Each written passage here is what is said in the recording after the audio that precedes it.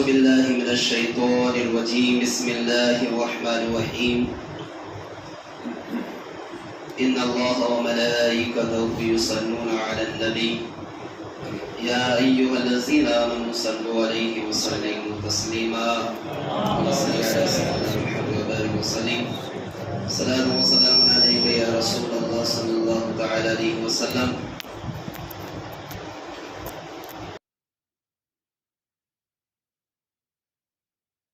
شعبان المعظم اپنی رحمتوں اور برکتوں کے ساتھ جاری و ساری ہے. شعبان المعظم ایک تاریخی حیثیت رکھتا ہے. تاریخی حیثیت سے بڑا اہم مہینہ ہے. قرآن مجید اور فرقان حمید کی متعدد آیتوں کا نزول شعبان المعظم میں ہوا. لیکن دو آیتیں ایسی ہیں جو مقام مصطفیٰ اور عظمت مصطفیٰ کو واضح کرتی ہیں،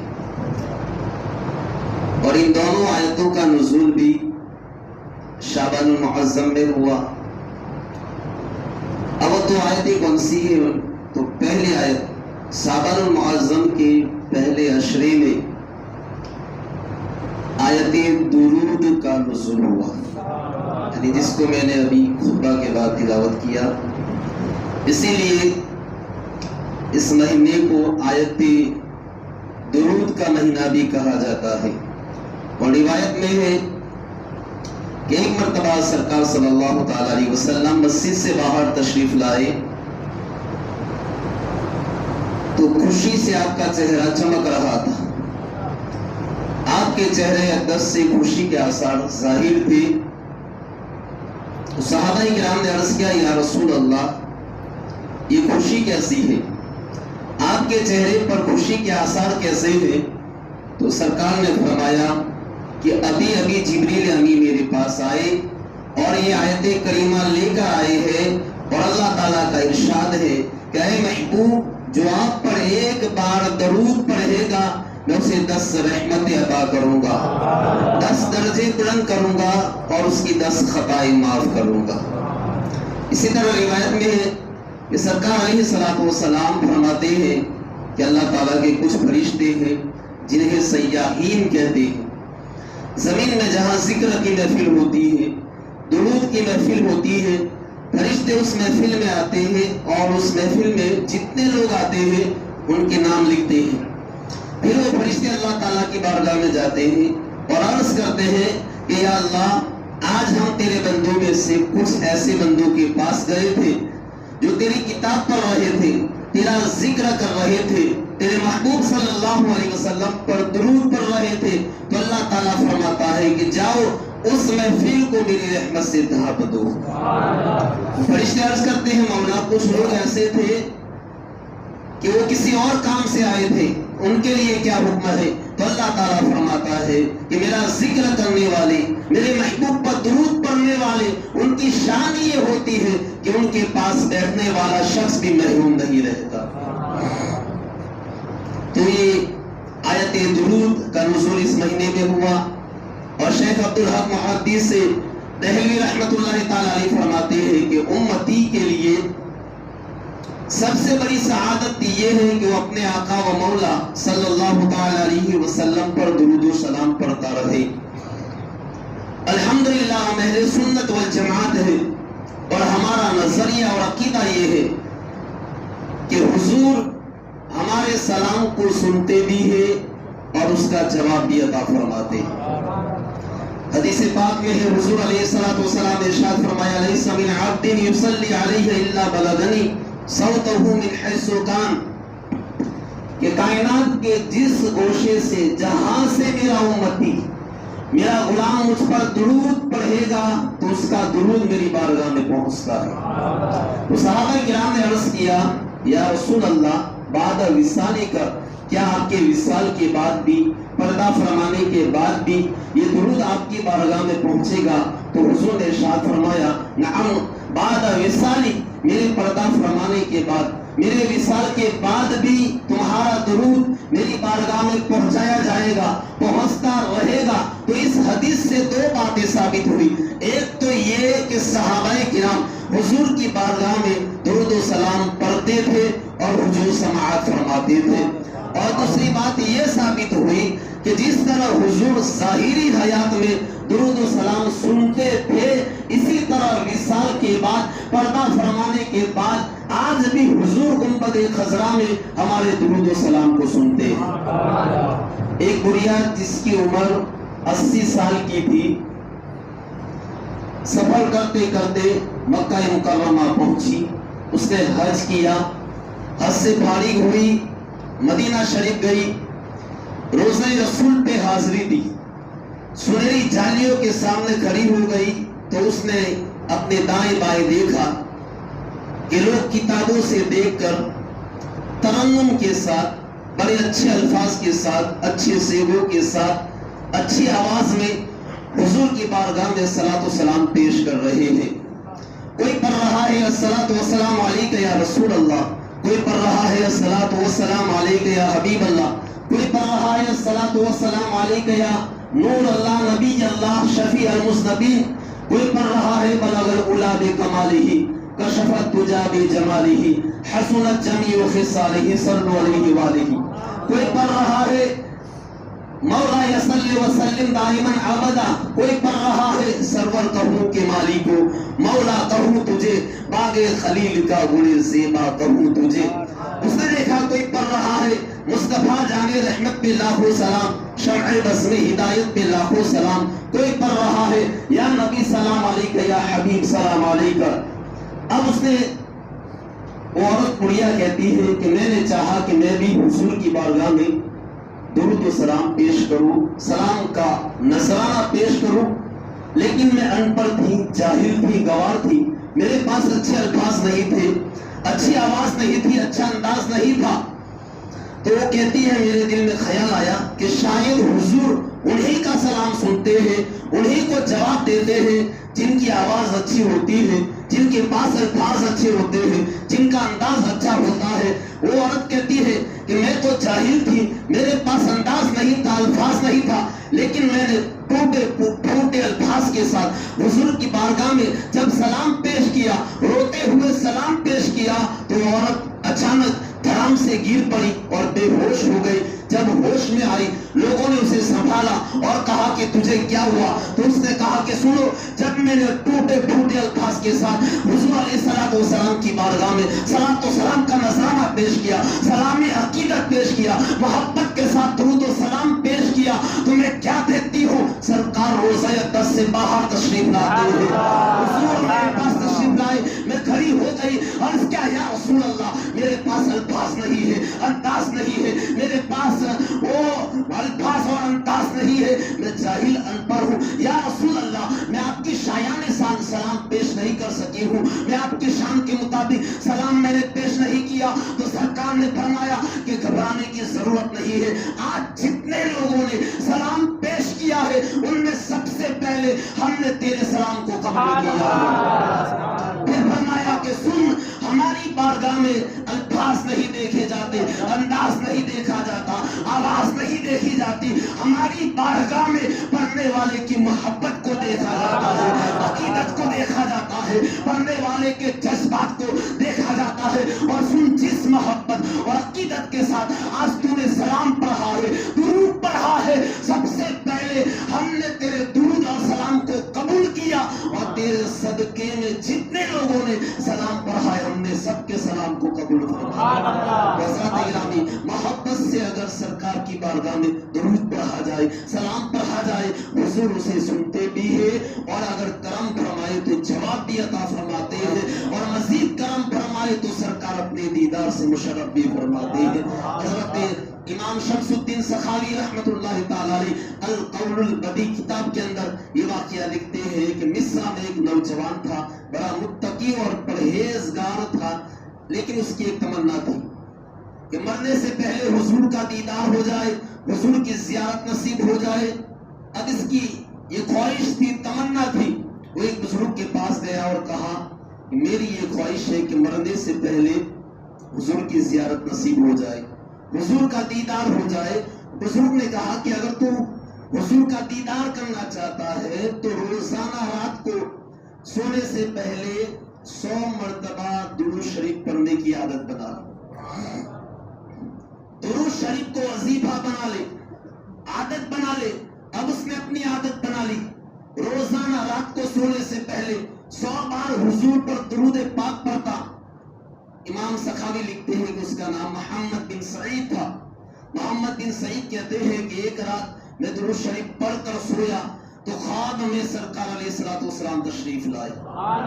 حضور نے اپنا دیدار کرایا، مجھے قریب بلایا اور میرے رخسار پر بوسہ دیا اور فرمایا کہ جس منہ سے تو درود پڑھتا ہے آج میں اسے بوسہ دینا چاہتا ہوں۔ کہتے ہیں حضور نے بوسہ دیا، صبح ہوتی ہے، کہتے ہیں میں نماز کے لیے مسجد میں گیا، جب نماز سے فارغ ہوا تو لوگ میرے ہاتھ چومنے لگے، کوئی میرے ہاتھ کو بوسہ دے رہا تھا، کوئی میرے رخسار کو بوسہ دے رہا تھا، کوئی میرے ہاتھ کو چوم رہا تھا۔ کہتے ہیں اتنی عزت کیوں دے رہے ہو، میرا ہاتھ کیوں چوم رہے ہو، اتنی عزت احترام اور میرا ادب کیوں کیا جا رہا ہے؟ تو لوگوں نے کہا کہ سن، یہ تیرا کمال نہیں ہے، یہ بوسہ مصطفیٰ کا کمال ہے۔ محمد بن سعید کہتے ہیں کہ حضور کے بوسہ دینے کی برکت سے 8 دن تک میرے جسم سے خوشبو آتی رہی۔ حضرات گرامی، جو لوگ درود پڑھتے ہیں، درود کی کثرت کرتے ہیں، حضور ان کو اپنے دیدار سے مشرف فرماتے ہیں، اور جو لوگ سلام پڑھتے ہیں سرکار انہیں اپنے جواب سے نوازتے ہیں۔ علامہ عبد الرحمن جامی رحمۃ اللہ تعالی علیہ بڑے عاشق رسول گزرے ہیں۔ وہ اپنی کتاب شواہد النبوہ میں لکھتے ہیں کہ حضرت خبیب رضی اللہ تعالیٰ عنہ مشہور صحابی رسول ہیں۔ کہتے ہیں کہ ایک جنگ میں تشریف لے گئے، کفار نے موقع پا کر آپ کو گرفتار کر لیا اور انہیں خوب مارا، اذیتیں دی، مشقتیں پڑھ انہوں نے اٹھائی، خوب تکلیفیں پہنچائی، لیکن آپ نے اسلام کو نہیں چھوڑا۔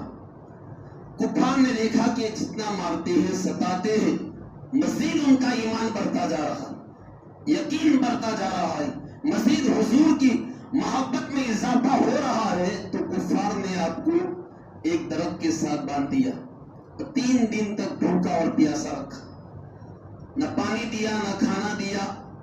3 دن کے بعد ان کا کمانڈر آیا اور اس نے دیکھا حضرت خبیب کو، تو آپ بالکل کمزور ہو گئے تھے۔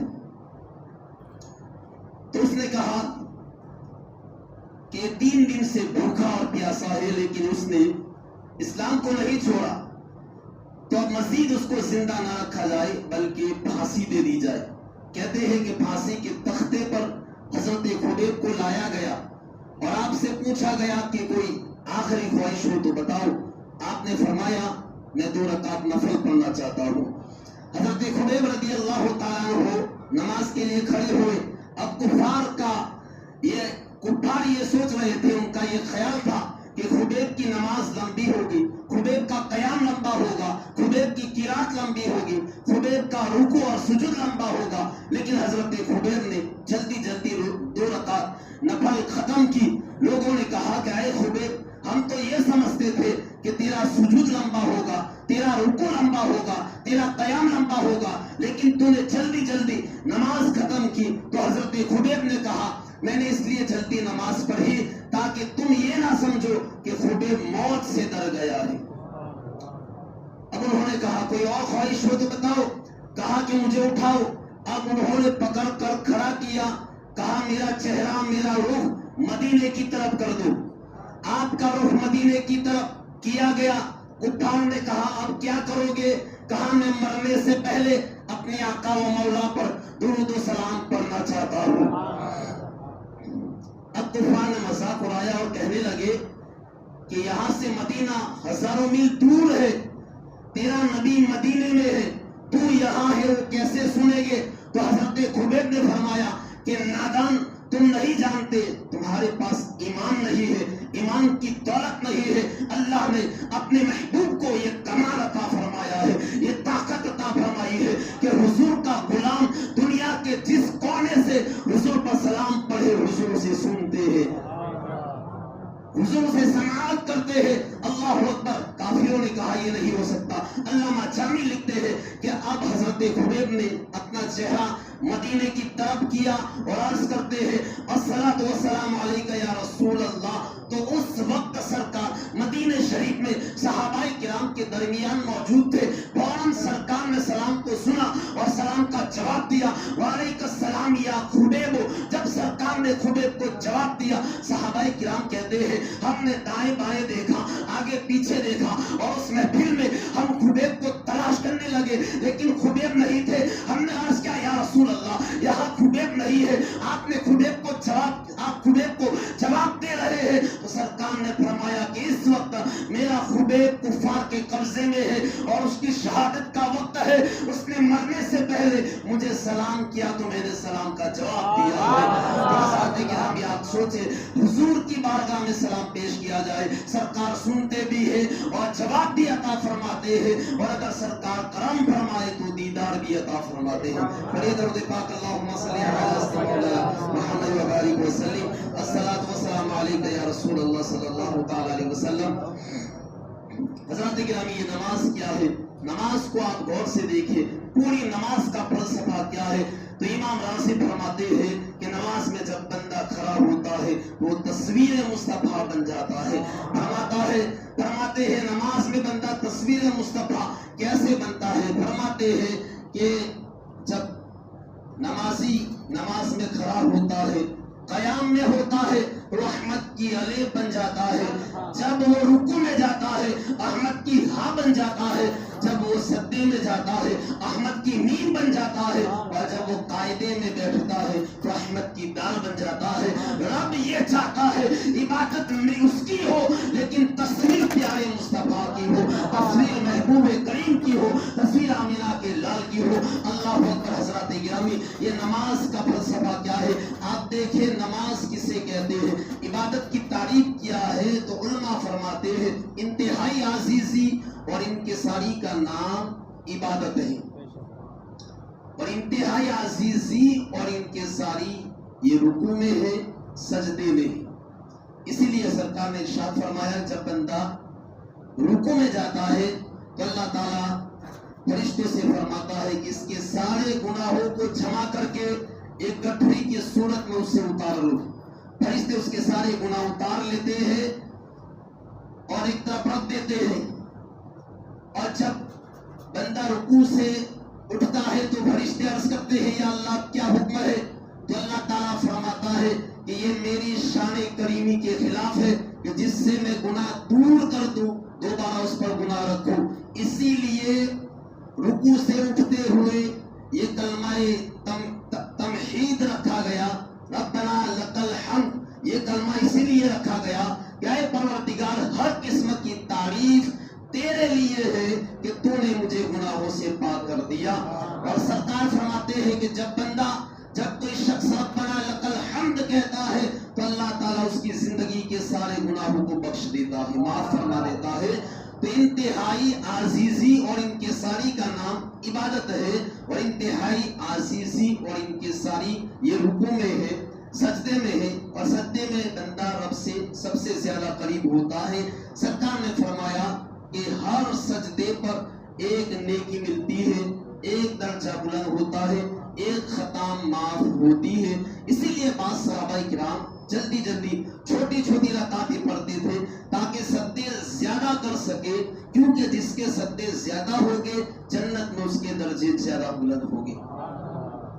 تو حالت سجدہ میں بندہ رب سے زیادہ قریب ہوتا ہے، اس میں کوئی شک نہیں۔ لیکن قرآن سے دیکھو، حدیث سے دیکھو، قرآن کیا کہتا ہے، حدیث کیا کہتی ہے کہ سجدے سے بھی زیادہ بندہ رب سے اس وقت قریب ہوتا ہے جب وہ اللہ کے محبوب پر درود و سلام پڑھتا ہے، جب پیارے مصطفیٰ پر درود و سلام پڑھتا ہے۔ ہر سجدے پر ایک نیکی ملتی ہے، ایک درجہ بلند ہوتا ہے، ایک خطا معاف ہوتی ہے۔ لیکن جب کوئی شخص پیارے مصطفیٰ پر ایک مرتبہ درود پڑھتا ہے تو اللہ تعالیٰ 10 نیکی عطا فرماتا ہے، 10 درجے بلند فرماتا ہے، 10 خطاؤں کو معاف فرماتا ہے۔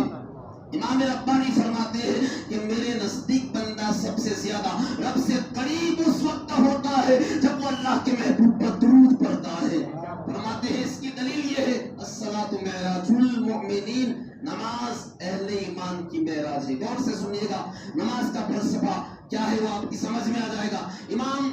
امام ربانی فرماتے ہیں کہ بندہ رب سے قریب اس وقت ہوتا ہے جب وہ پیارے مصطفیٰ پر درود پڑھتا ہے. اور دلیل میں یہ حدیث آتے ہیں کہ الصلاۃ معراج المؤمنین، نماز مومن کی معراج ہے. فرماتے ہیں کہ اس معراج کی ابتدا سبحانک اللہم سے ہو رہی ہے. فرماتے ہیں کہ نماز پڑھنے والا اس سفر معراج کو طے کرتا ہے، قیام سے گزرتا ہے، قرات سے گزرتا ہے، رکوع سے گزرتا ہے، سجود سے گزرتا ہے. اور فرماتے ہیں جب وہ قاعدے میں آتا ہے، اتحیات میں آتا ہے، تو امام ربانی فرماتے ہیں پھر وہ زمین پہ نہیں ہوتا بلکہ ملائے اعلیٰ سے گزر کر، حضیرت القدس سے گزر کر دربار خداوندی میں ہوتا ہے. اور وہ اللہ تعالیٰ سے روبرو ہو کر عرض کرتا ہے التحیات للہ والصلوات والطیبات، کہ اے اللہ تمام مالی عبادت، بدنی عبادت، تمام زبانی عبادت تیرے لیے ہے.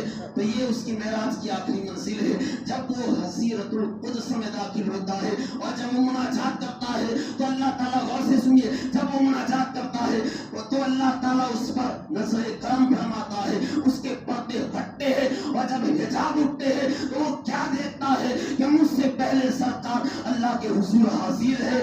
پھر وہ سرکار کو مخاطب کر کے سلام کہتا ہے السلام علیکم ایھا النبی ورحمۃ اللہ وبرکاتہ. جب وہ سلام کہتا ہے تو سرکار اس کے سلام کا جواب دیتے ہیں اور اس کی طرف توجہ بھی فرماتے ہیں.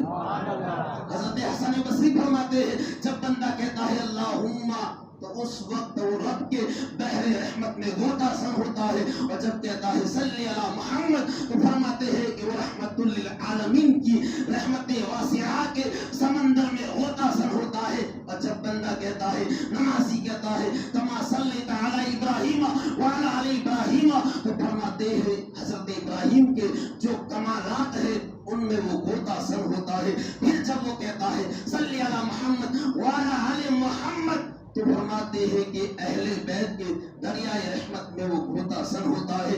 حضرت حسن بصری فرماتے ہیں کہ اتنی رحمتوں کے سمندر میں کوئی غوطہ لگا کر نکلے اور پاک نہ ہو، یہ کیسے ہو سکتا ہے. فرماتے ہیں کہ رب کے رحمت کے دریا میں غوطہ لگائے، رسول اللہ کی رحمت کے دریا میں غوطہ لگائے، وہ محروم کیسے رہ سکتا ہے. فرماتے ہیں محروم وہ ہے جو پیارے مصطفیٰ پر درود و سلام نہیں پڑھتا. اور سرکار فرماتے ہیں کہ جب دعا مانگو تو اول و آخر مجھ پر درود پڑھو، کیونکہ اللہ نے میرے ساتھ وعدہ کیا ہے کہ اے محبوب جو آپ پر درود پڑھے گا میں اس کے عمل کو رد نہیں کروں گا. اور حدیث پاک میں حضور نے ارشاد فرمایا کہ دعا معلق بین السماء والارض، دعا زمین و آسمان کے درمیان معلق رہتی ہے، لٹکی ہوئی رہتی ہے، اور اس میں سے کوئی چیز اوپر نہیں جاتی حتی تصلی علی صاحب القوم، جب تک پیارے مصطفیٰ پر درود نہ پڑھا جائے. اور آپ دیکھیں نماز کے اندر کسی بھی شخص کو مخاطب کر کے سلام کرنا جائز نہیں ہے. اگر کوئی سلام کرے گا یا جواب دے گا تو اس کی نماز فاسد ہو جائے گی. لیکن جب تک بندہ پیارے مصطفیٰ کو نماز میں مخاطب کر کے سلام نہیں کرے گا، السلام علیکم ایھا النبی ورحمۃ اللہ وبرکاتہ نہیں کہے گا، اس وقت تک اس کی نماز ہوگی ہی نہیں. کیونکہ نماز کے اندر پوری اتحیات پڑھنا یہ واجب ہے، اور جب تک یہ جملہ نہیں پڑھے گا تو نماز اس کی نہیں ہوگی. امام بدر الدین عینی سے لے کر امام قسطلانی تک تمام محدثین نے یہ لکھا کہ یہ بات ہماری سمجھ سے بالا تر ہے. ہم اتنا کہہ سکتے ہیں کہ ان ھذا من خصائص النبی صلی اللہ تعالی علیہ وسلم، کہ یہ حضور کی خاصیت میں سے ہے، حضور کے خصائص میں سے ہے. یہ حضور کا خاصہ ہے کہ نماز میں آپ کو مخاطب کیا گیا وہ بھی سلام کے ساتھ. حضرت گرامی امام غزالی بھی فرماتے ہیں کہ جب تشہد میں التحیات میں السلام علیکم ورحمۃ اللہ، السلام علیکم ایھا النبی کہے، فرماتے ہیں اس وقت غافل نہ بن، بلکہ یہ مقام شہود ہے، اور یہ بات اپنے دل میں بٹھا لے کہ سرکار تیرے سامنے ہے، تیرے سلام کو سنتے ہو اور جواب بھی عطا فرماتے ہیں. حضرات گرامی تو نماز کا فلسفہ آپ دیکھیے، جب بندہ تحیات پڑھتا ہے، تشہد اس نے پڑھ لیا تو نماز مکمل ہو جانی چاہیے۔ غور سے سنیے، آخری نقطہ ہے، بڑی شاندار باتیں ہمارے علماء نے لکھی ہے۔ میں سمجھتا ہوں کہ الحمدللہ انہوں نے قلم توڑ دیا اور حق ادا کر دیا۔ تو فرماتے ہیں جب التحیات پڑھ لی، سب کچھ ہو گیا، مثال کے طور پر التحیات للہ والصلوات والطیبات، مناجات ہو گئی، رب کے بارگاہ میں حاضری ہو گئی۔ اس کے بعد ہے السلام علیکہ ایھا النبی ورحمۃ اللہ وبرکاتہ، سرکار کی بارگاہ میں حاضری ہو گئی۔ اس کے بعد ہے السلام علینا وعلی عباد اللہ الصالحین، تمام نیک بندوں کی بارگاہ میں حاضری ہو گئی۔ اس کے بعد اشہد ان لا الہ الا اللہ واشہد ان محمدن عبدہ ورسولہ، ایمان کی گواہی بھی ہو گئی، رسالت کی گواہی بھی ہو گئی، رب کی حاضری بھی ہو گئی، مصطفیٰ کی حاضری بھی ہو گئی، تو نماز مکمل ہو گئی۔ اب اس کے بعد کیوں رکھا گیا کہ اللہم صلی علی محمد وعلی آل محمد کما صلیت علی ابراہیم وعلی آل ابراہیم انک حمید مجید۔ جب نماز مکمل ہو گئی، سب کچھ ہو گیا، تو اب درود کو کیوں رکھا گیا؟ حضرات اس کی دو حکمتیں میں آپ کے سامنے پیش کرتا ہوں۔ پہلی حکمت یہ ہے کہ رب نے آخر میں درود اس لیے رکھا کہ اللہ تعالیٰ نے فرمایا میرا وعدہ ہے جو درود پڑھے گا میں اس کے عمل کو قبول کروں گا۔ تو ہم جیسا گنہگار، پھانسی کو پھانسی، نمازی کو توقع نہیں تھی، امید نہیں تھی، کسی نمازی کو یہ امید نہیں تھی کہ اس کی نماز قبول ہوتی، لیکن رب نے آخر میں محبوب پر درود رکھ دیا تاکہ جب اس کو قبول کرنا ہے تو اس کے ساتھ اس کی نماز کو بھی قبول کرنا ہے۔ جب درود قبول ہوگا تو اس کے ساتھ نماز بھی قبول ہوگی، دیگر اعمال بھی قبول ہوگے۔ اور دوسری حکمت یہ ہے آخر میں درود رکھنے کی، دوسری حکمت یہ ہے کہ رب تعالیٰ نے بتا دیا کہ سن لو، ہر نعمت کو حاصل کرنے کا ذریعہ اور وسیلہ میرا محبوب ہے، اور اس نعمت کو باقی رکھنا چاہتے ہو تو میرے محبوب پر، میرے یاد پر درود پڑھ لو تاکہ پتا چل جائے کہ ابتدا بھی وسیلہ مصطفیٰ ہے، انتہا بھی وسیلہ مصطفیٰ ہے، ابتدا بھی وسیلہ مصطفیٰ ہے، انتہا بھی وسیلہ مصطفیٰ ہے۔ اب بندہ جب درود پڑھ چکا، ہزاروں فرشتے آسمان سے آ گئے اور اس سے کہتے ہیں کہ اے نمازی مانگ، جو کچھ مانگنا ہے مانگ۔ تو بندہ درود دعائے معصورہ میں مانگتا ہے ربی اجعلنی مقیم الصلاۃ ومن ذریتی، اے پروردگار میں تو یہی مانگتا ہوں کہ میری جبین، میری پیشانی تیرے در اقدس پر جھکتی رہے۔ اے اللہ مجھے شرط بندگی عطا فرما، اے اللہ مجھے نمازوں کا پابند بنا دے، میری اولاد کو نمازوں کا پابند بنا دے۔ ربنا اغفر لی، اے اللہ میری مغفرت فرما، ولوالدی، میرے والدین کی مغفرت فرما، وللمؤمنین یوم یقوم الحساب، اور قیامت تک جتنے مومنین ہیں یا اللہ ان سب کی مغفرت فرما۔